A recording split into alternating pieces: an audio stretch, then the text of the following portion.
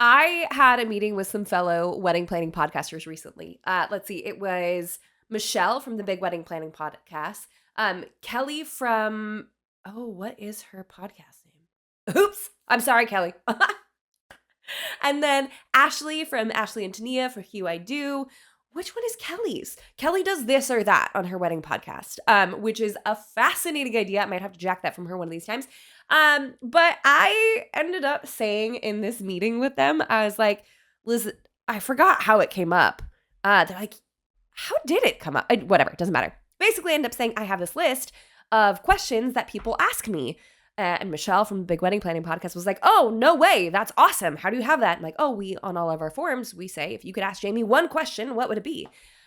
She's like, no way. I'm like, yeah, I think there's a couple thousand questions in there. She goes, are you kidding me? And I felt so bad because I'm just sitting on this treasure trove of questions that you guys are asking and you need answers to. But oftentimes they're like not quite YouTube video material, if that makes sense. So I've kind of like avoided addressing them for a while.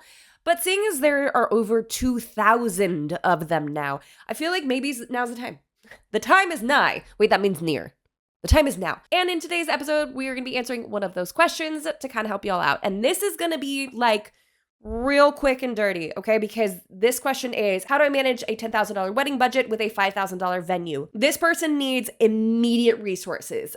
It's not like maybe you should do this and then sort of do this. So I'm just going to be listing off all the ways that you can really quickly save money, if possible. So without further ado, let's just jump right on into it. And if you happen to be watching this over on YouTube, this is from my Engage with Jamie Wolfer podcast, where basically I take a subject and break it down with you for 10, 15 minutes maximum. It's like having a really quick call with your wedding coordinator or your wedding planner to make sure that you're just kind of like checking these things off your list. They are not intended to be super long form podcasts. If you want to listen to multiple in a row, obviously you can, so you can still like satiate that long form need. But really, I just need to address a couple things with you really quickly, check it off the list, and make sure that you have your answers and you can move forward with your decision making. You can find that anywhere where podcasts are played. I'm gonna go ahead and link it right here. Again, if you're listening to the audio version of this, that makes no sense. But if you're watching my face, there we go. And if you would like to submit a question for Ask Jamie, I actually don't know how to do that outside of like filling out a form. I'm going to tell you that you should go download our checklist if you have not done that yet. It's literally the ultimate free wedding planning checklist. It's everything that you need to plan your entire wedding in the cutest, like most aesthetically pleasing checklist, so it's not too overwhelming, but it also doesn't miss anything. Thank you. You're going to want to go to wolferandco.com/checklist. That is wolferandco.com/checklist. Download that, and there will be an option on the opt-in form to submit a question. And who knows, you might be in the next one. Any hoodles. How do I manage a wedding for $10,000 with a $5,000 venue? This is going to be very, very difficult. In the master plan, we do a breakdown of the budget, and I allocate about 20% of your overall budget to your wedding venue. That's just the shell. That's just the housing. That is not the catering services, rentals, etc. I actually break those costs out because it does bug me that most of the numbers online they say 50% goes to your wedding venue. That's if you have catering and alcohol and rentals come with it. That's when those numbers come together, right? That's when the 50 maths better. That's when the math is mathing on that one. But it does not work if that is the cost of your venue alone. So if you are in this position, and this person even added like a crying emoji face, you are going to have a difficult time planning your wedding.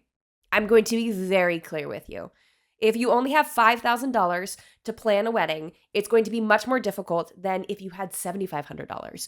Once you dip below the $10,000 line with planning in general, things get difficult. And I know that because I planned my wedding for just over $8,000. Like I know how hard this can be. So how do you manage this? You're going to put a lot of work in. You're going to have to prioritize and you're going to have to DIY. My main concern though with a $5,000 wedding venue is that it's very likely that they're not going to let you DIY things or bring in any vendors that you want. You're going to maybe be limited to who you can bring in or however much you can DIY. So you might be forced into a higher bracket of wedding costs simply because of venue rules.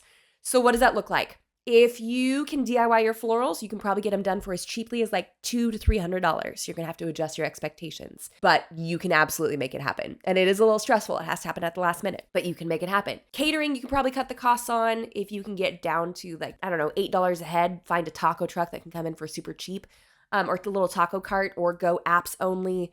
Drinks, go no alcohol. Like at this point, you may not be able to afford having real alcohol as opposed to fake alcohol. You know what I'm saying? Or bringing in a vendor to run that for you. If you can DIY your bar, I would stick with beer and wine only. So DIY flowers, go really cheap and out of the box when it comes to catering, go really cheap and or alcohol free when it comes to drinks. And these are all like quick tips I can think of off the top of my head if your venue allows this. Get desserts from Trader Joe's or Costco and have a family member or friend set those up. Don't skimp on the photography because that's what, other than the marriage, that's what you're taking away with you that day. And have a friend officiate if you need to get them legally officiated or legally, what is it? allowed to officiate. Highly recommend checking out Mark Alangrolo from Unboringed Academy. He helps people figure out how to run really fun weddings, unboring weddings. So I think that's worth it for sure. Let's see what else. Attire. We definitely have to have a code active with Generation Tux right now. So it's probably running as an ad on the podcast. Listen to that, write that down, use that. You can get 20% off. Nuts. 20% off. For your attire, if you're wearing a dress, try to go used and get it altered from there. See if you can borrow stuff from people. Buy stuff used into Facebook groups. You do not have the luxury of buying brand new in this situation.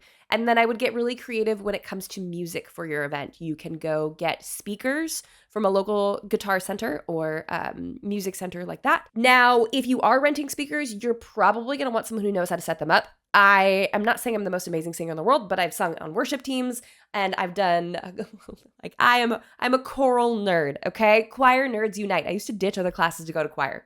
That's how bad it was or how good it was, depending on how you look at it. So audio can get a little testy. You need to make sure you have someone who knows what they're doing, put it together. If you are putting together your own playlist, fantastic. Love this for you. Use Spotify because they have the fade between songs. And I'm an Apple Music girly.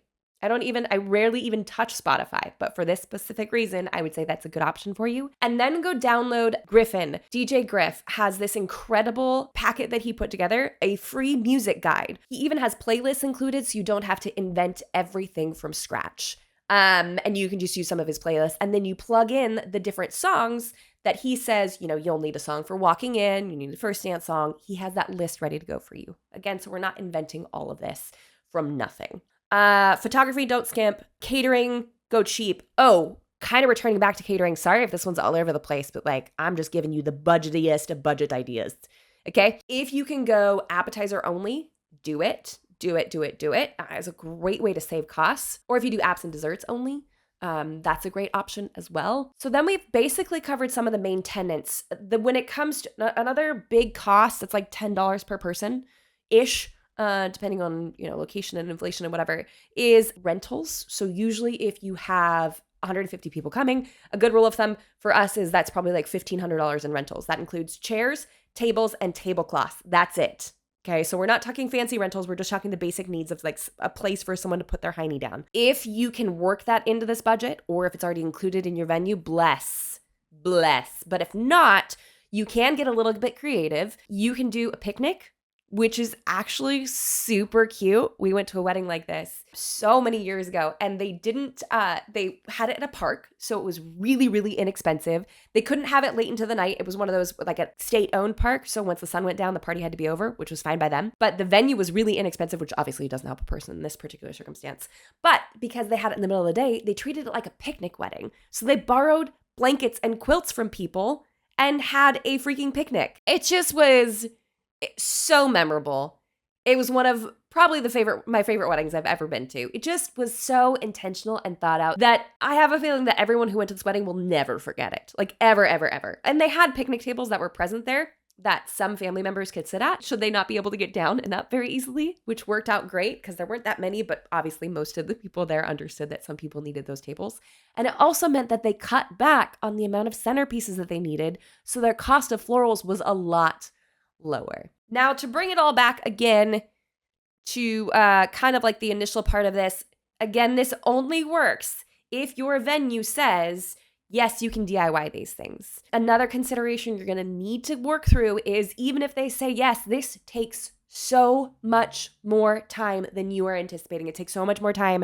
And I'm so sorry. I wish I could just tell you like, yeah, you just put out 15 centerpieces. No, you will need a crew, a dedicated crew for setup and for teardown. Professionals do setup in 2 hours and teardown in 1. Non-professionals will probably need 3 to 4 hours of setup and maybe an hour and a half to tear down. It depends on how careful you want them to be with this teardown. Teardown does not have to take too long if you are just tossing stuff in boxes and getting it out of the venue. I would bet money though, good money, like $5 whole, one with a big head on it and everything, that someone in your teardown crew, if not all of them, will go, can we just leave this here and come pick it up tomorrow?